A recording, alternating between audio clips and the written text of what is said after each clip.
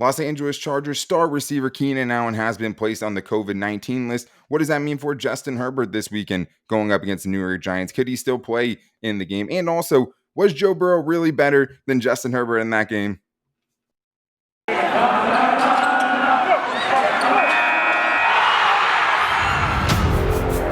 You are Locked On Chargers, your daily podcast on the Los Angeles Chargers, part of the Locked On Podcast Network, your team every day.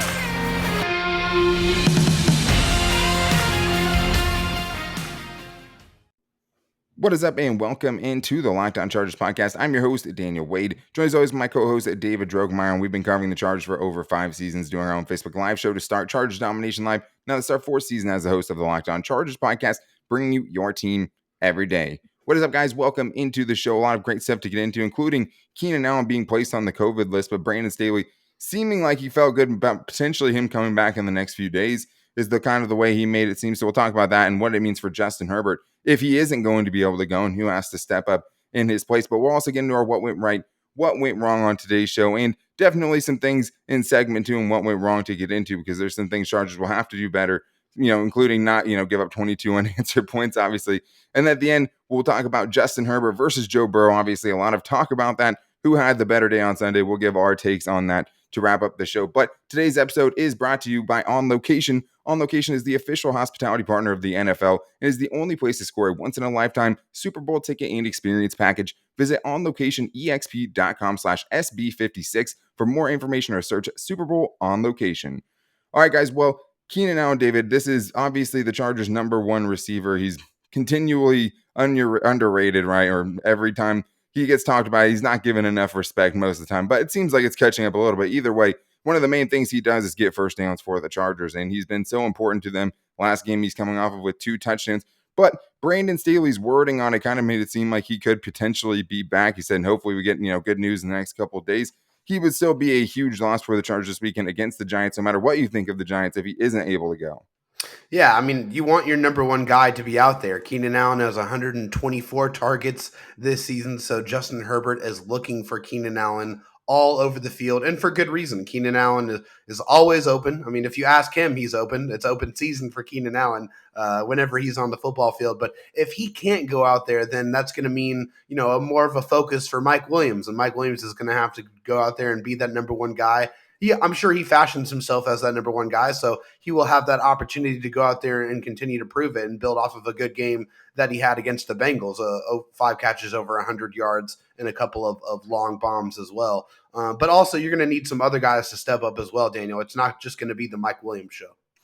It's not. I mean, it has to be Jalen Guyton coming off of, one of his best games of his career so far, his best game of the season for sure, and probably more of the rookie Josh Palmer, who has looked really good in a very limited capacity. But yeah, Mike Williams is going to have to step up. You also wonder if they're going to go to a more tight end central package as far as their offensive game plan, which is something we've seen them do before, right? Get more of Steven Anderson, Donald Parham out in space, more play action, hopefully running the ball much better in Keenan Allen's absence would really help the Chargers offense. But it does just make me wonder how it will affect Justin Herbert, just because it is the main third down target, the guy who, when you need a play on 4th and goal on the first drive of the Bengals game, it goes to Keenan Allen for a touchdown. So he's just so big. And I think for Justin Herbert, he just has the most confidence out of Keenan Allen, obviously, out of all of his receivers. So that's the one thing that I wonder is just how much is this going to affect Justin Herbert if Keenan Allen isn't able to go, right? Because I do think that will be something he'll have to overcome.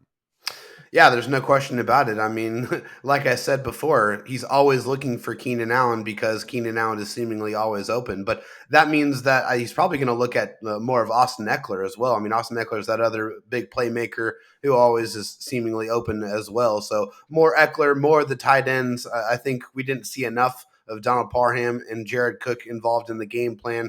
So obviously, if Keenan Allen is not able to go out there, then you have to throw the ball to those guys more often. And I'm sure Donald Parham and Jared Cook wouldn't mind getting some more receptions because, hey, those guys make plays when they are given opportunities. Yeah, and I'd be excited to see, what Josh Palmer would look like in an expanded role, right? And what the Chargers offense would look like trying to evolve into something different and kind of change the way they play a little bit. But I do think that is something that you have to watch going into the weekend. And I definitely disagree with people saying, just give them the week off. It's the Giants. I Yeah. get it. I mean, if there was a week for him to miss, I would agree that this is, an ideal week if you're talking about just the strength of your opponent, I just don't like 100%. the But mindset of that, right? I just don't like the mindset of saying, oh, well, we can rest our guys because we've seen the Chargers go into many different situations of games where they absolutely should win on paper, and then they go out there and lay an egg because you can't have that mentality in the NFL. Every game you have to go in and you have to win. You have to game plan against your opponent and put your best foot forward.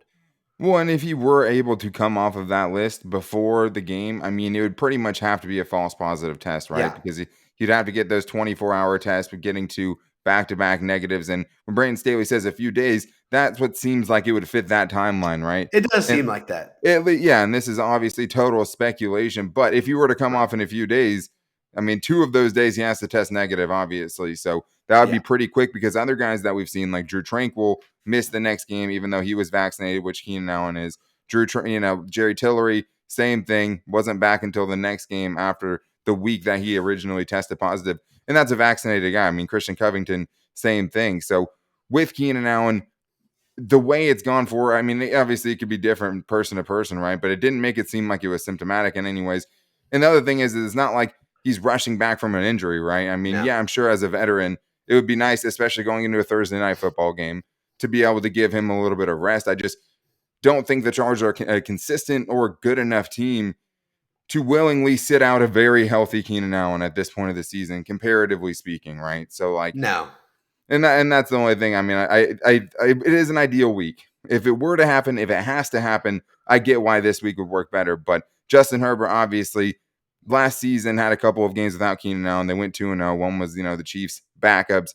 Another game, though, the Raiders game that I was in game, Keenan Allen missed most of that game. Justin Herbert still found a way to get it done in overtime that day. But other guys are obviously going to have to step up, and Justin Herbert's going to, have to continue to raise the play of the players around him, and that's what great players do. They elevate the guys around them, make them better by default, making your team better. And that's something, it seems like he has to have a good game, right, for the Chargers to win right now more than anything.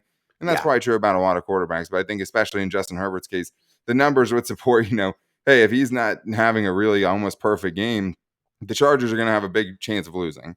And that's just, lack of running game and all the other things, holes on he defense. covers up a lot of deficiencies, Daniel. Absolutely. But the Chargers, we saw some of those deficiencies on Sunday against the Bengals. And even in a performance where you win, by 3 scores, there was still a lot to clean up. So one of the things I have been looking at is just the Chargers droughts, having another drought like they did in this past game, and obviously turning the ball over. We haven't seen it a ton, especially the fumbles. That definitely played a huge factor in Sunday's game. So we'll talk about that in the next segment and how the Chargers can fix some of those things to get back on track, because it was something they were doing a pretty good job of. But the droughts offensively obviously have to stop. But first, I have to tell you guys about Boost Mobile, because you listen to podcasts for the power of knowledge, and you switch to Boost Mobile for the power of saving money. Because with Boost, you get the power of a free 5G phone so you can listen to all the latest episodes of the podcast, the power of 3 unlimited data lines for $30 a month so your family can harness all that brain power too, and the power of one of America's biggest 5G networks so you guys can do it all at the speed of 5G. With all that money that you guys are saving and all that knowledge that you'll gain, just how powerful will you become? Switch to Boost Mobile and find out. Get a free Samsung Galaxy A32 5G when you switch to one of America's largest 5G networks. More power to save with Boost Mobile. Free phone limited to new customers and 1 per line. Additional restrictions apply. Offers and coverage not available everywhere or for all phones and networks. See boostmobile.com for details. I also need to tell you guys about something really cool, especially since the Super Bowl is in LA this year at SoFi Stadium, and that is On Location. Because, guys, it's never too early to start thinking about the Super Bowl, especially when it's going to feel like a home game for the Chargers. Super Bowl 56 at SoFi is less than 100 days away, and On Location is the official hospitality partner of the NFL and the only place to score a once-in-a-lifetime Super Bowl ticket and an experience package. Select your exact seats and choose from elite experiences featuring exclusive pregame celebration with NFL legends, 5-star hotels, and food by the great Wolfgang Puck. Visit onlocationexp.com/SB56 for more information, or search Super Bowl On Location. That's onlocationexp.com/SB56, or search Super Bowl On Location.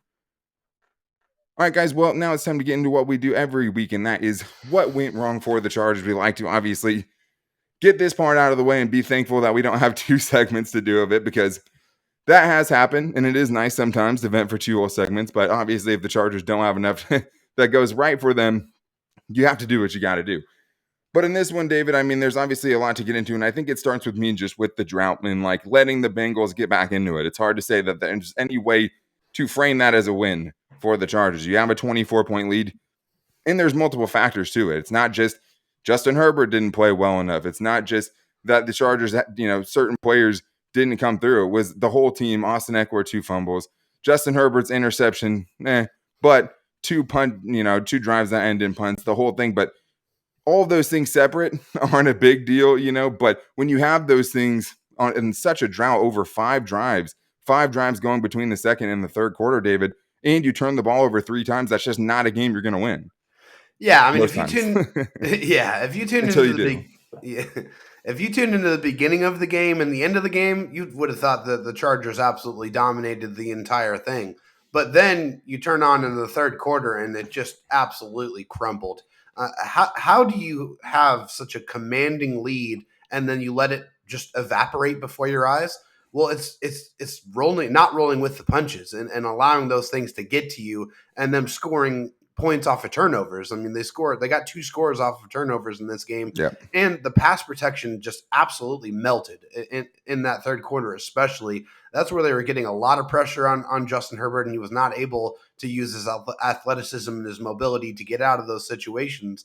It was just a recipe for disaster. The Chargers have to do a much better job of game planning against that and continuing to put their foot on the gas and put their foot on the throat and end the football game. Like they had an opportunity in that situation to put the game away definitively, and they didn't. They allowed the opponent to creep almost all the way back, and it took a galvanizing moment with them stopping, the Bengals on a 2-point conversion from the 1-yard line for this game to really swing momentum. And then I think it really didn't even swing like completely back in the Chargers' favor until Tavon Campbell gets that gift of a fumble recovery and takes it to the end zone. But yes, the Chargers have to do a phenomenal job of avoiding those situations. And I think for me, the giveaways is one thing you touched on.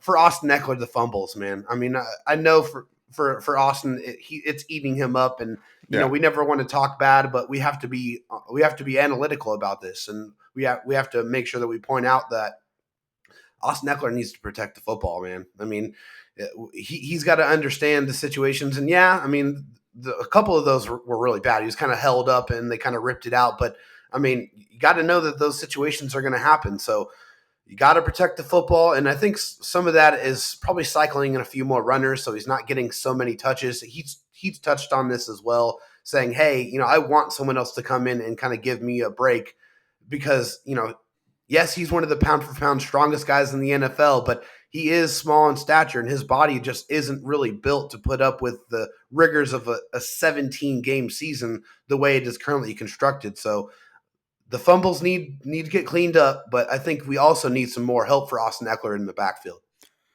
Yeah, I mean, obviously, it's just the most touches he's ever had, right? Yeah. So it's like you don't know. You're in a dangerous area with him because he's in uncharted waters right now. So I think for him, it's obviously, the lack of an RB2 stepping up has obviously hurt them. The fact that they rely on him so much in the receiving game is just giving him more touches, more chances to fumble. One was, 2 steps after he caught the ball and got hit pretty hard. He almost fumbled the third time, I think, which is the other kind of worrisome thing, Yeah. He had the one that ended up not getting called a fumble, but it was pretty close, and one that might have not been was called one. So, I mean, it's one of those things where you just can't put it on the ground, and you saw Brandon Staley late in the game getting very upset when Jalen Guyton tried to reach a ball over the goal line, right, and try to do that, and you don't see him on the sideline. He's pretty stoic normally, right?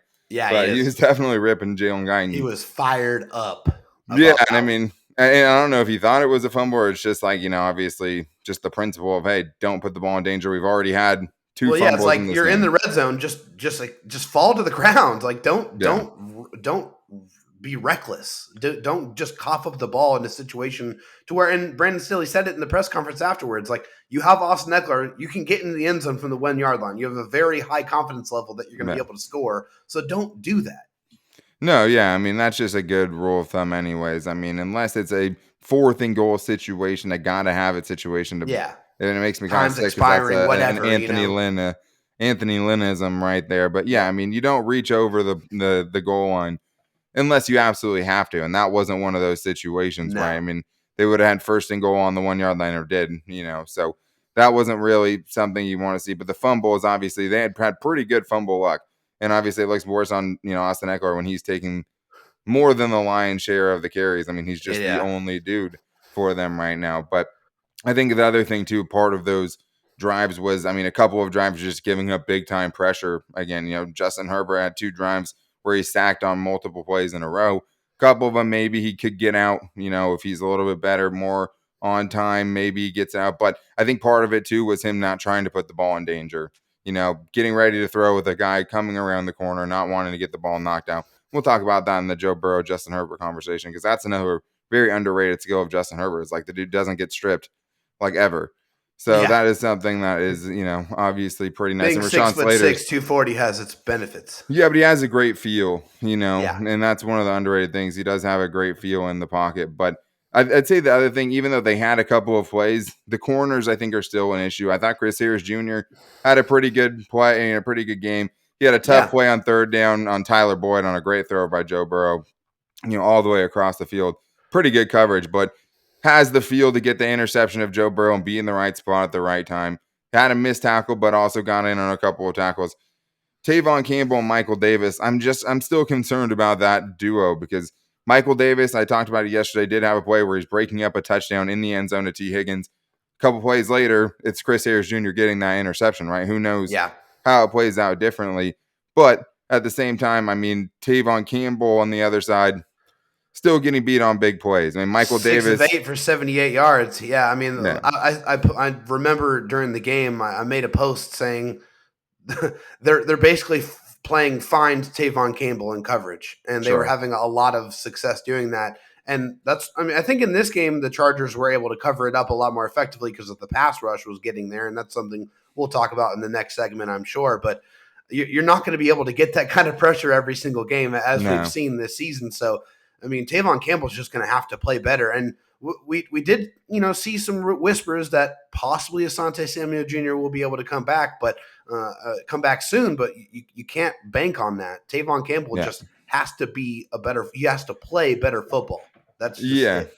Yeah. And I mean, they just don't really have the reinforcements to even try anyone else out at corner right now with the guys that they have. So it's a tough situation. Asante Samuel Jr. helps all of that so much. But even Michael Davis, like, just big plays giving up. The T. Higgins play, I mean, that's kind of him and Nazir Adderley, but he's beat on that.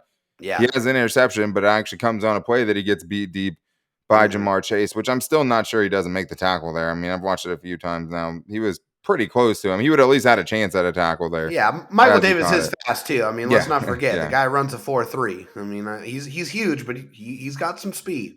Yes, I mean, there are some things the Chargers have to, work on for sure, but a lot of it came just in that one stretch right there where it's like pressure getting to Justin Herbert, turning the ball over, setting your defense up in bad situations. Like, that is most of what went wrong on Sunday. And the only thing that let the Bengals get back into the game, because for the rest of the game, they shut them out after they got to that, to those 22 points. You get an interception, you force a fumble, make the big plays down the stretch. And that's why it's so exciting that we have defensive things to talk about in what went right, right? And that's not a given after every show, but the Chargers defense, 27 pressures without Joey Bosa. Joey Bosa had played 9 snaps, didn't even register a pressure. The rest of those guys deserve a big shout out. And I do want to talk a little bit about this old Joe Burrow, Justin Herbert situation, though, I mean, everybody's talking about it. Dan Orlovsky watched the tape like an hour after the game. So, I mean, something has to be done to settle the debate. So we'll get into that. I'm still waiting for that video explaining why you think that, Dan. So I'll be looking out for that. The biggest thing is just by a lot, right? Like that it was a wide discrepancy with what we saw. But hey, that's where what went right, because Justin Herbert definitely had a great game. We'll talk about some of the best throws of his season and of the game coming up after this with what went right. But I do need to tell you guys about Beachbound, and because in life we're all bound for different things. With beachbound.com vacation, you can be bound for adventure, bound for passion, bound for discovery, or bound for togetherness. You can be bound for immersion, bound for rejuvenation, or you may be bound for encountering the unexpected. Personally, when I'm at a beach resort, I'm bound to end up at a poolside bar, maybe creating my own taco flight. As long as I've got a good view and a good drink in my hand, I'll be as happy as can be. With beachbound.com, you can find the perfect vacation that you're looking for, no matter what. All right, David, well, it's time to get into what went right for the Chargers. And it's nice to have a good, healthy amount of things to talk about there because obviously it starts with the Chargers offense and just getting back to those explosive plays. And it's obviously led by Justin Herbert making some big time throws, pun intended, in this game. And I think that's something that we have missed so much from the offense, and they decided they're just going to take some shots. And I think when you have Mike Williams, and that's his biggest skill, as much as sometimes it could put him in harm's way, like that's the way he's going to make big plays the most is by doing what the Chargers did. And I mean, it's not like they were sprawling catches. He was staying upright for the most part. It wasn't hitting the ground super hard or anything, but 440-plus yard plays in the first half on your way to a 24-0 start, getting a fast start, David. That was all super huge to see from the Chargers coming up and coming out against a good defense. It was paramount. That's why I stressed it so much last week leading up to this game. The Chargers are just a much better football team when they get off to a good start and get into a good offensive rhythm. And you saw the impact it had on this game. The Chargers get out to a commanding 24-0 lead, and it really forces the Bengals to change their entire game plan and try to have to play from behind. And no team in the NFL is comfortable when they're having to try to play from behind. So the Chargers, like you said, really accessing the deep part of the field with great effectiveness. Guyton with the 44-yard touchdown and a very physical catch for him. Yeah. Justin Herbert, really, excelling with those type of throws. 5 of 7, 188 yards and a touchdown on those throws that traveled 20-plus yards, according to PFF. He was really on fire. I'm really happy that they opened up that part of the game. Also want to highlight the RPOs as well. The Chargers really utilized the RPOs to great effectiveness in this game. They get a touchdown to Keenan Allen. They get a big explosive play to Jalen Guyton on that 30-plus yard reception, which, it seems like every time Herbert rolls out and hits somebody in the seam, it goes for a big play on those RPOs. So those need to be a staple of the offense going forward, and the Chargers really use it to great effectiveness in this game. Yeah, it just opened up wide open passing windows for Justin Herbert, right? Especially with his height. Guys even unblocked off the edge, it's tough to still stop him even when you're getting a free run at him. When you're doing things quickly, right? When you're not doing it quickly, then it's a legal man downfield. Things don't work out. So that's what it has to look like for the Chargers to have success doing it. And they set it up using, the RPOs and actually running the ball earlier in the game. Didn't have a lot of success, but then when you see the results that happen, and the fruit they get from that later, it's like, okay, well, yeah, you see them setting it up. Great play design and getting wide open throwing lanes in big moments for the Chargers. But Keenan Allen, obviously, both those touchdowns, nice, good routes. Had another couple of good plays as well. Talk about ratio there, huh? Yeah, especially for him. I mean, 5 catches is a lot for most people, but I mean, for Keenan Allen, that's just like half, sometimes that's a quarter. Very pedestrian. But yeah, when but the two touchdowns, I'm sure, are making him feel a lot better about the lack of receptions in this one. I think you'd trade a few, given what the ratio is right now between those things. But Jalen Guyton deserves a big shout out because having that physical catch in the end zone was huge. Obviously, having that game where he showed up as the Chargers wide receiver 3 when they needed somebody to step up as the wide receiver 3, getting big first downs, getting that touchdown, threw up defensive pass interference. Shout out to Jalen Guyton. But the stars of this game, David, were on the Chargers defense and young guys getting through. I mean, especially I'll talk about one specific Chargers edge defender who impressed me on Sunday, but Uchenna Nwosu having another really good game, making things a little, less certain towards the end of the season as his contract is going to have to come up. Another really good game for him, his first multi-sack game of his career. We might have to start changing the name of the strip sack to something around Uchenna Nwosu's name. It's so close. Pretty when he gets it. It's getting close, man. I love it. Love when he comes around that corner. I mean, he has just such a knack for doing that. And we got to see it more consistently in the game here, which still doesn't make any sense because you'd think you would be doing that more when you have Joey Bosa on the other side of you, but I'm not here to argue about that. He's getting better, though. If you put on the tape, you can see it. He's getting closer. He's getting after the quarterback more effectively. And Brandon Staley said that Uchenna Nwosu is a player they really feel strongly is built specifically for their defensive scheme. And that's starting to manifest itself and show itself as we creep on closer to the end of the season.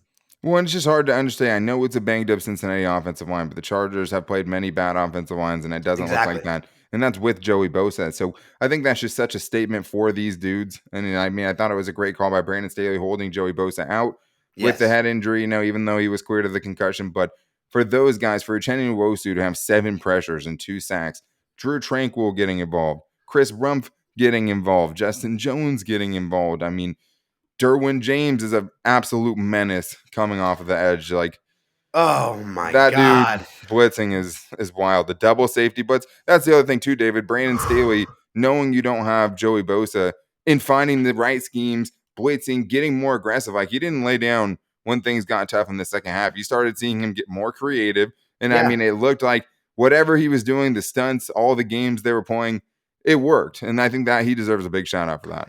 No question. I mean, one thing I would have been like, why didn't you do this with Joey Bosa in the lineup as well? I mean, it could have been that much Well, and they more do try effective. some of that stuff, yeah. But Sure, why but today did it work so much better than the other yeah. times when you Oh have your my. best guy? Yeah. Yeah, exactly. I mean, can we see Derwin rush more, please? I mean, the guy is absolutely an animal. He is such a freak. He is so fast. He's so agile. So fast. Like, it's just It's hard to even unbelievable. hit a hot route. Like, even if you Yeah. know he's coming, like, he gets there so quick. And good job to Nazir Adderley too.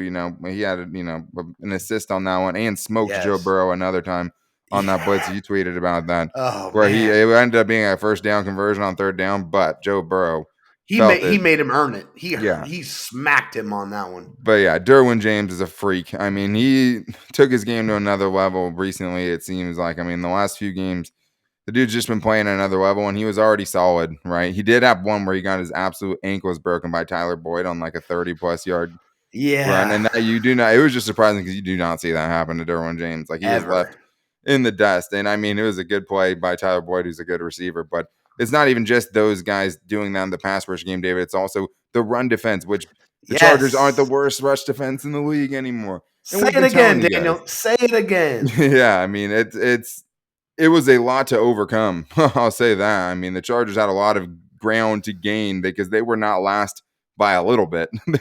They were last by a lot. By a But wide yes, margin. the run defense really shined in this game. They held one of the premier running backs in the league to 19 carries, 54 yards, and Yep. only 2.8 yards per carry, and 1.10 yards after contact as well. So they were not really letting him get away. Only one run of 10 plus yards the entire game. The interior pressure, the effort was much better. The physicality was where you needed to be. Like I said before, they took it personally in this game. They showed up, and this performance right here, I think, it's showing that this Chargers defense, this Chargers running defense, is really turning a positive corner. Yeah, especially without Linval Joseph. And I think the big thing now is Justin Jones and how quickly he can get back. Staley Yeah. didn't seem super worried about it. Said he'd be a limited participant in practice this week. So that's good news. I mean, He it said means knee and ankle sprain. knee and an ankle injury. If he gets 5 more injuries, he'll be out there with Joey Bosa for the record of most in 1 week. But, David, it's time to talk about the big thing, and that is Joe Burrow versus Justin Herbert. And let me preface this by saying that I thought both had pretty good games in a lot of moments, right? And I think that both made some really tough throws that you don't see a lot of second-year quarterbacks making. But for Dan Orlovsky to come out there and say tape after the game and say that Justin Herbert was outplayed by Joe Burrow by a lot. Really? It's clickbait. And like, the only meaningful number that anyone can bring to my attention that says that Justin Herbert, it wasn't as good as Joe Burrow on Sunday, was Pro Football Focus grades, which are subjective. And like, yeah, they have good stats, but as far as just raw stats, we use a lot, But as far as Pro Football Focus grades, I mean, look at their grades on Kazir White, and everyone knows, Chargers fans, what he's meant to the Chargers defense, right? And they do not grade him very well. But that's it. I mean, you look at EPA, QBR, passer rating, completion percentage, like everything is in Justin Herbert's favor, right? And just, I hate people saying that it's jump balls that he's throwing as if those weren't ridiculously hard throws that he had in that game. And I saw somewhere one big time throw. He had 3 big time throws on the first drive. Like, that's ridiculous. I mean, the 3rd and 9 to Keenan Allen where he's running left and throws it back across his body to pick up that 3rd and 9 on the very first drive. Like exchange from Mina Kimes where Mina Kimes was like, how the hell did that happen? Physics, yeah. No, it's because Justin Herbert can make throws that other quarterbacks can't make, including Joe Burrow. Yeah, and it's just one of those things where I mean they both can be good, and Joe Burrow had a lot of really good throws. I mean the Jamar Chase He's drop, tough as hell great too. He's throw. tough as hell. T Nothing but Higgins, respect for Joe Burrow, no, right? oh yeah, no, I mean for sure. I mean he played through. Obviously he was injured. His offensive line was awful in front of him, but if you're looking at big throws, I mean he had the Jamar Chase drop, great throw. T Higgins touchdown, pretty good Good throw. I throw. mean into double coverage, but he had him beat obviously. That Tyler Boyd play, laying it out towards the left side, far hash was great. Another third and long he had where he made a really good throw to T Higgins as well. So he had a handful of great throws for sure. Justin Herbert did as well. First drive, 3rd and 9. The 41-yard throw to Mike Williams on that first drive. That's a deep ball where the dude's not even creating any separation, and you still put it where only he can get it and put it right in the breadbasket on the Beautiful. run from Yeah. that far away. That's huge. On that same drive, 4th and goal, when your team really needs it the most, a super pressure play, he finds Keenan Allen without a window in between 3 dudes with absolute ridiculous arm strength, laser Which beams it which in there. wasn't even his first read. It wasn't even. I think it Oh, was no. his third read. He started on the left side, went right back, and threw an absolute laser, which I think maybe 2 quarterbacks in the league could have made. Patrick Mahomes, Justin Herbert, maybe even Josh Allen, but I don't think any other quarterbacks in the league would have even attempted a throw like that. No, and I mean, for Joe Burrow's sake, I mean, yes, his numbers look different if he doesn't have a few drops, especially Jamar Chase one. I'm not sure it's a 70-yard touchdown. Like I talked about before, I think there's a chance he gets tackled there. Either way, it changes things right there. Obviously, Chargers get the ball back. But I also bring you up a good throw that I thought Jalen Guyton rolling right, throwing across your body 66 yards for one of the top 2 completions as far as air yards distance in the NFL altogether this season. I mean, it's impossible to say that's not a good throw when the guy ends up being right there and it's not even lofted enough where Jesse Bates can actually get around and do something about it, right? Yeah, it's a little underthrown on the second farthest pass we've seen in the NFL this season. Like the Josh Palmer throw, it's hard to count that against him because it should have been PI. Defender Yeah. got there before, and it was maybe a little underthrown. I wish he would have thrown it a second earlier. And I Well, think he would not have to maybe. mention the throw that hit Donald Parham in the hands, That was which the was next one I was like a going to. 70-yard throw, basically. I mean, Well, come and to on throw it now. that far again with Donald Parham, yeah, it ends up, it doesn't even count as a drop because it's kind of contested. But when you're 6'9", I mean, his hands were the only one that's on it. But to make that throw downfield on 3rd down, to put it where only your 6'9" tight end can get it at that part of the field, I mean, that's a ridiculous throw. So as much as I like Joe Burrow, and I really do think he's going to be a really, really good quarterback, this Same. one game doesn't decide who's better between the two of them at all. Not at But, all. when Tua's winning last year, it's QB wins are a stat, right? Against Justin Herbert, who couldn't win a game Right. for a long time with it, bad coach, bad supporting staff at some part of that season, right? And Bad this clock year, management. when Justin Herbert's getting the wins, well, it's wins aren't quarterback stats, it's EPA aren't quarterback stats, it's QBR. Like the literally only place you can find that says that Joe Burrow statistically was a better quarterback on Sunday than Justin Herbert was Pro Football Focus. That seems flawed by every other metric that we have. And I just think that it's okay to say, Justin Herbert had a better game because he didn't throw a pick in the end zone like Joe Burrow did, right? Which absolutely hurt them down 16 with time to score 2 touchdowns. That ended their game right there. He had a couple other 3rd down misses. Justin Herbert had some misses, but to say that there was a huge gap, I thought was absolutely laughable. So I had to address that, David, because that's just not true at all. It's absolutely asinine to me to ascertain at any point in time that Joe Burrow had a better game than Justin Herbert, or that Joe Burrow has been a better quarterback up to this point than Justin Herbert. That's just not true. Look at Yeah. the stats. They are overwhelmingly in Justin Herbert's favor. Even if you take sample size out of it and just equal sample size from the amount of games, it's not even close. They're 2 great quarterbacks, and Joe Burrow very well get better. He will get better over time. But at this point in time, Justin Herbert is the better quarterback. The numbers back it up. That's it.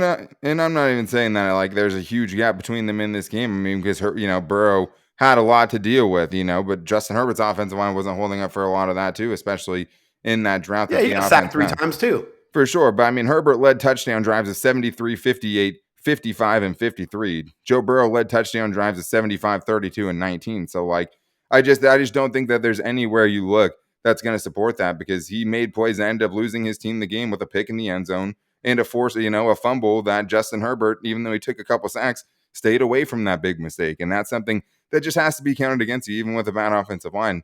That's about pocket presence and those things too. And it was a great play by Uchenna Nwosu, but that is all wrapped into it. And I just think Justin Herbert was the better man on Sunday. But we're going long, and that is going to do it for us on today's show. We appreciate you guys checking out the show and making us your first listen. Again, make sure to check out the new Locked On Chargers YouTube channel and subscribe there, and follow the show where you can get it anywhere on any podcast platform: Spotify, Apple Podcasts, the TuneIn app, the new Odyssey app, and everywhere you can find it. And review if you can as well. We would very much appreciate it. But if you want to find the show, we also post it every day to all of our social media. You can find the show's Twitter at Locked On LAC. You can find the new Instagram page at Locked On Chargers and our Locked On Chargers Facebook page. You can also find me on Twitter at Dan Talk Sports and David Drogemeyer on Twitter at DroTalkSD. But if you guys want to get your voicemails on the show, the number is 323-524-7924. Justin Herbert had a better game than Joe Burrow. But for all the latest on the Chargers, make sure to check back in with us tomorrow. Until then, take it easy and go Bolts.